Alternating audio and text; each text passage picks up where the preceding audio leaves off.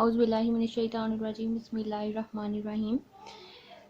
Very important theorem we will understand with the help of some examples. So let's start. Evaluation of a contour integral. Theorem is related to evaluation of contour integral. किस तरह हम contour integral को evaluate करते हैं उसकी with the help of this theorem we will solve contour integral.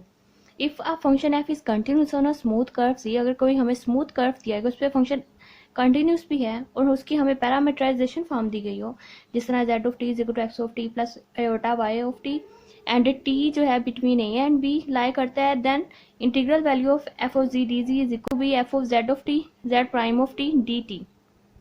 इस तरह हम किसी कम्प्लेक्स वैल्यू की कंटोर इंटीग्रेशन एवेलुएट कर सकते हैं. फंक्शन यहाँ कंटिन्यूस है. किसी कंटिन्यूस फंक्शन की कंटोर इंटीग्रेशन किस तरह से होती है हम इस फार्मूले की मदद से करेंगे. फॉर एग्जांपल मेरे पास कोई एग्जांपल देखते हैं. एग्जांपल में मैंने एक कंटोर इंटीग्रल लिया है conjugate of G D C. इसकी जो वेयर सी यहाँ जो कर्व है वो मेरे पास एक सर्कल है.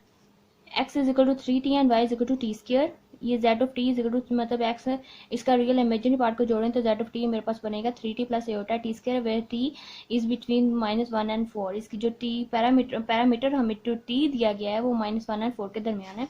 इसको मैं किस तरह से, अगर मुझे ये क्वेश्चन पेपर में आ जाता है तो मैं इस कंटोर इंटीग्रल थ्योरम की हेल्प से किस तरह से इस क्वेश्चन को हेल्प करूँ. या फिर आपको क्वेश्चन इस तरह से भी पूछा जा सकता है कि आप इस कंटोर इंटीग्रल की वैल्यूएशन करें with the help of control integral.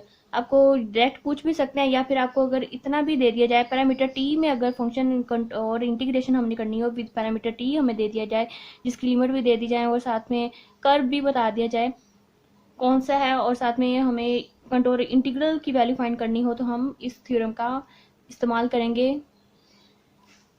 सो देखते हैं किस तरह से होगा.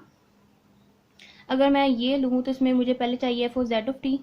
एफ ऑफ जेड दिया गया, एफ जेड ऑफ टी पहले फाइंड करूंगी. नेक्स्ट मैं Z prime of T.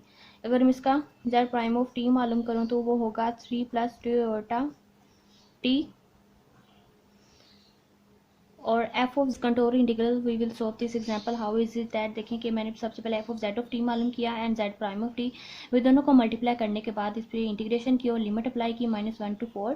Upper limit 4 and lower limit is -1. फिर मैंने लिमिट अप्लाई की और इसका जो मुझे एवेल्युएशन के लिए कहा गया इसकी वैल्यू आ गई 195 plus 65 iota is the required value of this question. देख सकते हैं किस तरह मैंने इस थ्योरम की हेल्प से इजीली मैंने एक कम्प्लेक्स वैल्यू इंटीग्रल या कंटोर इंटीग्रल की वैल्यू फाइंड की. किस तरह से, अगर मुझे पैरामीटर टी दे दिया जाए, साथ में लिमिट भी दे दी जाए, पैरामीट्रिक फॉर्म भी दे दी जाए और मुझे कंटोर इंटीग्रल की वैल्यू फाइंड करनी हो, तो मतलब closed piecewise smooth curve is called contour.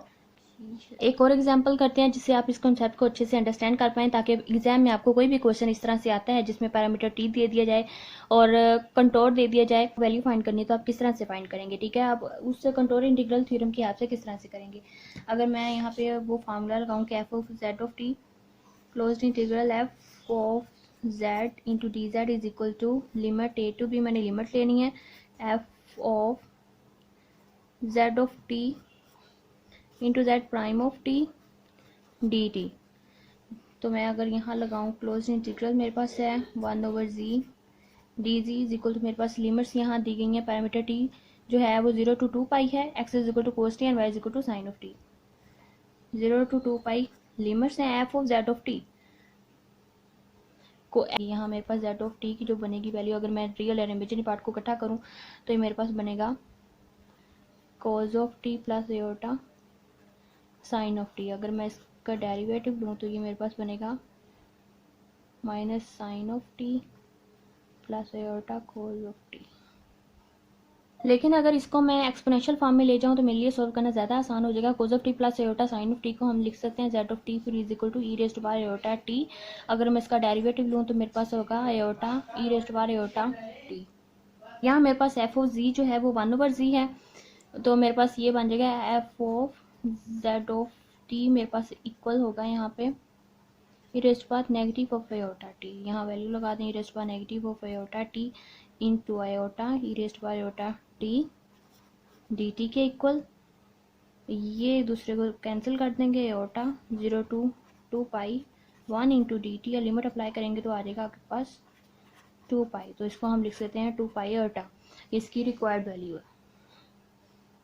तो आप इस थ्योरम को और इस एग्जांपल्स को अच्छे से अंडरस्टैंड कर पाए होंगे। और नेक्स्ट आपको कोई भी अगर इस तरह से एग्जांपल आती है, पेपर में क्वेश्चन आता है और साथ में अगर पैरामीटर टी और इस तरह से अगर दे दिया जाए तो आप इजीली आप उसको आप सॉल्व कर सकते हैं। So like and share with your friends. Thank you.